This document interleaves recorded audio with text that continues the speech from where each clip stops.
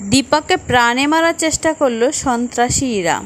ইরা যখন বুঝতে পারে দীপা সূর্যের স্মৃতি ফেরানোর চেষ্টা করছে, তখন ইরা মনে মনে ভাবে একদম এটা করলে চলবে না।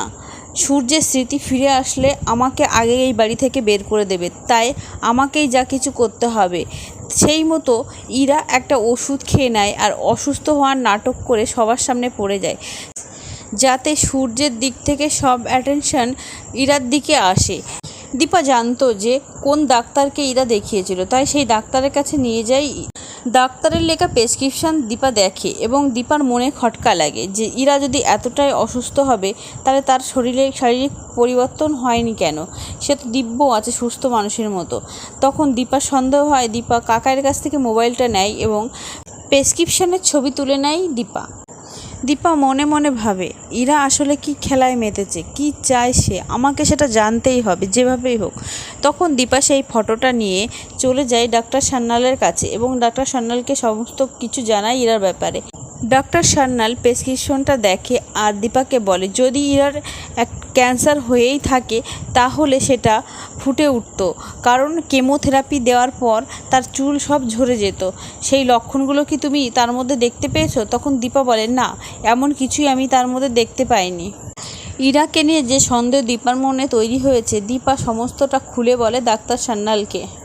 অন্যদিকে দেখা যায় দীপা যে প্রেসক্রিপশানের ছবি তুলে নেয় সেটা জানতে পেরে যায় ইরা মনে মনে ভাবে আর নয়, এই দীপাকে রাস্তা থেকে সরাতেই হবে, যেভাবেই হোক দীপাকে খুন করে ফেলতে হবে।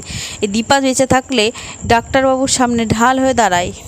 দীপা যখন ডাক্তার সান্যালের সাথে কথা বলে বাইরে বেরোয় তখন দেখা যায় কিছু গুন্ডা তাকে ফলো করে।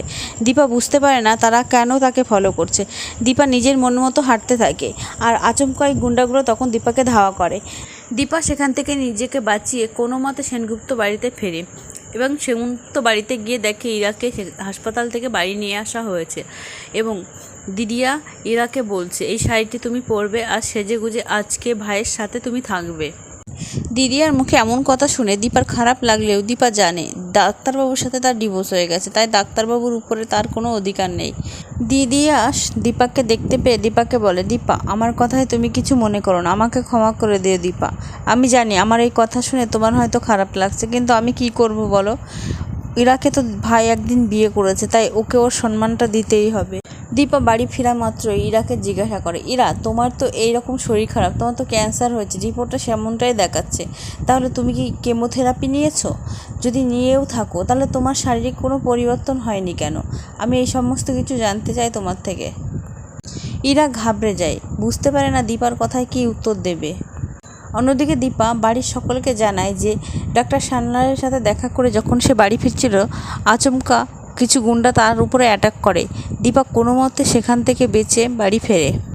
দীপা ইরার হাব ভাব চালচলন দেখে বুঝতে পারে যে এই ইরা মিথ্যে কথাই বলছে। রিপোর্টে যাই থাকুক ইরা মিথ্যে কথা বলছে, সবাইকে বোকা বানাচ্ছে। এই ইরাই আছে লোক পাঠিয়েছিল আমাকে মারতে, সেটা আমি জানলেও আমি সেটা প্রমাণ করতে পারবো না। তাই ইরার পর্দা ফাঁস করতে হলে আগে ডাক্তারবাবুকে যে কোনো উপায়ে সুস্থ করে তুলতেই হবে।